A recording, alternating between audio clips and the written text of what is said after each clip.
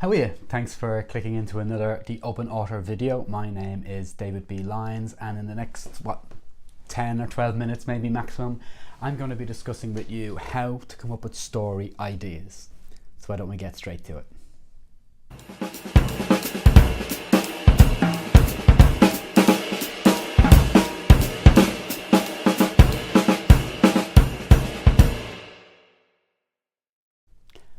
Okay, so I'm going to give you 5 tips that will help you come up with story ideas.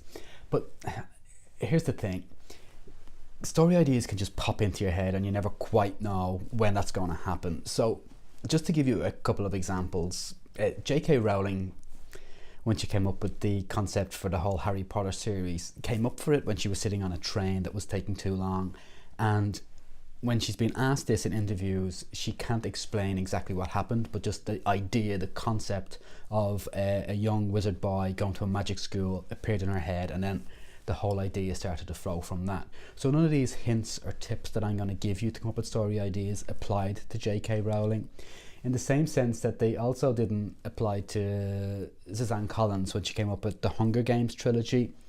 She happened to be flicking through TV channels, and the first thing was a reality TV show, and then she switched on to news coverage of the war in Iraq, and then somehow in her brain sparks went off, and she combined the two processes, the reality TV with the war, and suddenly the Hunger Games became an idea and a great concept within her head. So there are no real strict rules of how you can come up with story ideas. I know in school we've done mind maps and brainstorms and try to spark ideas from them, but different things work for different people. So these 5 rules or these 5 hints or tips may not apply to you, but if you are stuck for a story idea because you know you want to be a good writer but you don't necessarily have an idea, try these on for size, okay? And let's see how you get on with them. So tip number 1 for coming up with story ideas is people watching. Now this may sound a little voyeuristic in some respects, but and it may be something you've been told before, perhaps in school or in college when you studied creative writing. But people watching is a great way to come up with at least characters, and characters can then form a whole plot line for you or a whole story for you. A bit like when, as I mentioned earlier, J.K. Rowling came up with the idea of the character of Harry being a wizard going to magic school. That was just a character, but then suddenly a whole 6-7 books came out of that, not to mention the movies that followed and the whole billions and billions of dollars that happened to be in our bank account because of that. But it started with a character. So people watching, we're writers or amateur writers or wannabe writers, and we might be sitting in a cafe with our laptop tapping away and we're observing people, and or you might be even walking down your local high street and observing people, and suddenly, if you're conscious of coming up with story ideas, the people may form an idea for you. So, if you're walking down, I don't know, O'Connell Street, if you live in Dublin and you happen to spot a homeless person, suddenly the cogs might start turning. And what is that person's backstory? Why is he or she on the streets?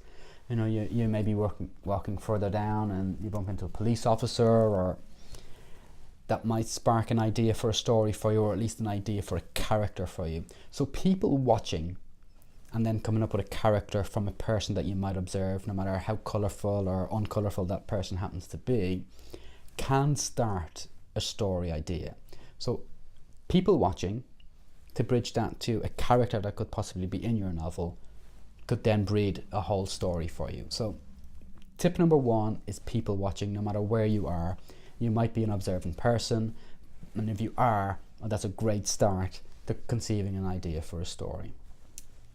Now, another way that you might come up with a story idea is, what if? Now, I try this out with my students all the time. I've been teaching creative writing for 10 years, and this seems to be the one area that sparks ideas or creates ideas within my students' minds. So asking yourself what if questions continuously will really get the creative cogs going in your mind. So, I don't know, you could be outside, say, in your garden, and you look up to the sky or to the stars and then think, what if an alien came down to Earth? And then suddenly the cogs are turning. It might be slowly, but you might give yourself an idea, or at least a seed of an idea for a story. Or maybe you're sitting at home on the couch watching TV with your parents, and suddenly what if my parents weren't really my parents, or what if my dad wasn't really my dad, or my mother wasn't really my mother. Then you're starting to create a character who's intrigued to find her parents, or something like that can happen. So what if questions, even if it's mundane reality of being out in your garden, or the mundane reality of sitting on the sofa next to your parents, what if questions will constantly keep the cogs turning and give you good ideas. And it also sort of breeds into the people watching. So if you are walking down O'Connell Street and you see the homeless person on the street, what if she was an undercover detective trying to look out for robberies or suspicious people on that street? And that's just bringing it on an extra level. It's putting an extra layer on just the people watching. So asking yourself what if questions is always quite interesting to come up with story ideas, and I do recommend that one. It is the one idea out of these 5 that my students that I've taught over the years have had most success with. Now, tip number 3 to come up with story ideas is watch the news.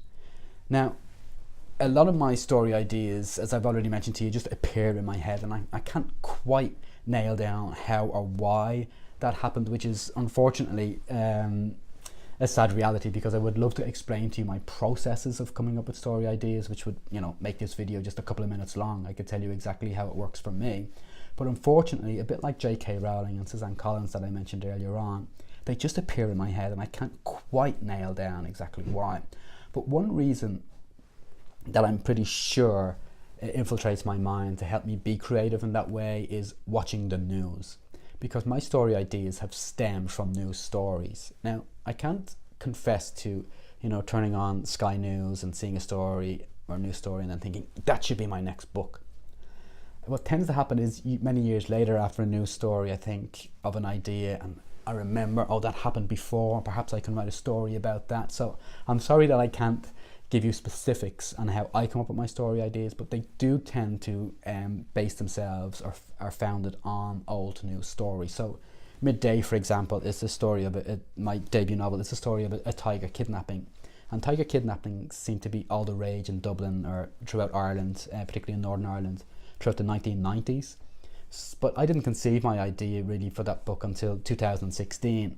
But when it did come into my mind, I could hark back to those stories of the 90s, and I also researched those news stories from the 1990s. And same with my follow-up book, Whatever Happened to Betsy Blake. Again, I can't say I was watching a news story about a missing girl and the idea came to me, but when the idea did come to me, I did research news stories of similar girls who went missing, or cases of girls who went missing.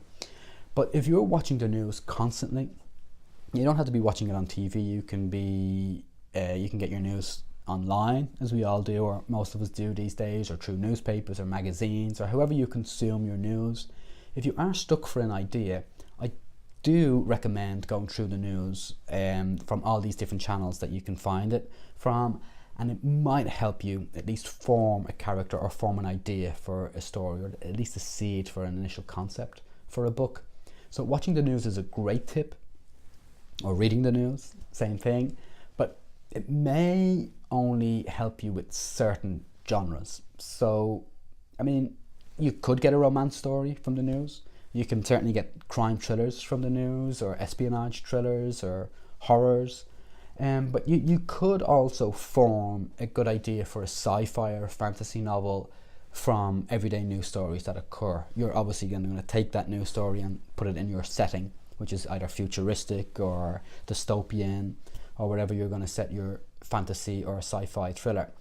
But do watch the news, because it's constantly changing, and it's constantly going to filter for you, and at some stage something will strike and you think, I could write a story based on this. So it's a great place to start.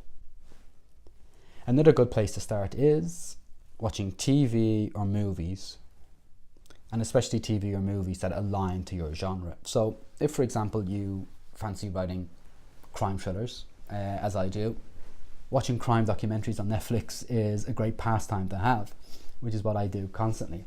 Because what will happen is you're watching these things that align to your genre, and suddenly ideas will float through your head. Now, I am in no way, of course, advocating plagiarism in any way or robbing ideas from other people in any way, but you might find that you see a character in a particular crime documentary that you think would make an interesting character for your novel, or the start of an idea for your novel from watching that crime documentary or that crime series. So watching things like Luther, or Bodyguard, which came out in BBC not so long ago, or these kind of crime thrillers that might align themselves to the type of writing you want to write.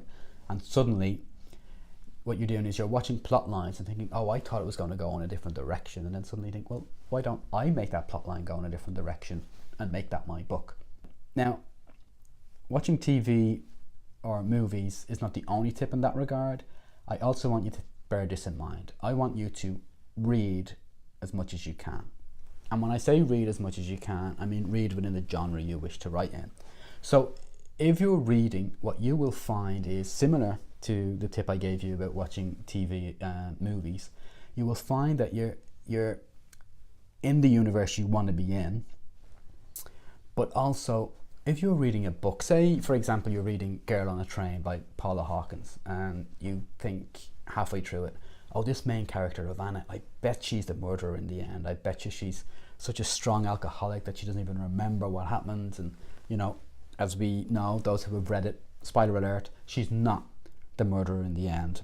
So you might have thought that halfway through that book, and you think, well, why don't I write that book? Why don't I write a book about an alcoholic woman who loses her mind and she can't remember what she has done in the past, and it ends up that the investigation she's looking into, she's actually chasing her own tail because she was the one guilty in the end. So, I mean, that's just a raw example. It's probably not a great example, but you will find that if you're reading your genre consistently, you will start to think of plot lines can go in different directions, and you may try to guess the ending or guess what's going to happen next in that book. And when that doesn't happen, you think, well, maybe that's an idea I can adapt or I can adopt for my own books.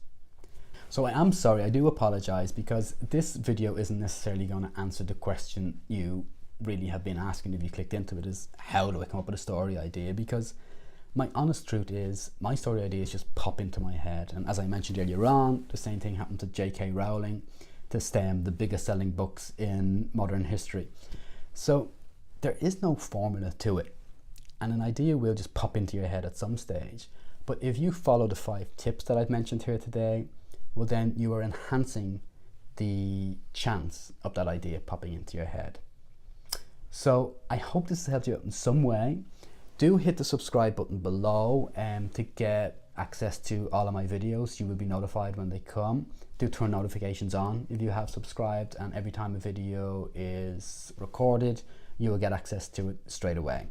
Other than that, please visit my website, theopenauthor.com, and if you have any questions for me, please do get in touch. I'll be happy to get in contact with you pretty much straight away. Until then, I'll see you.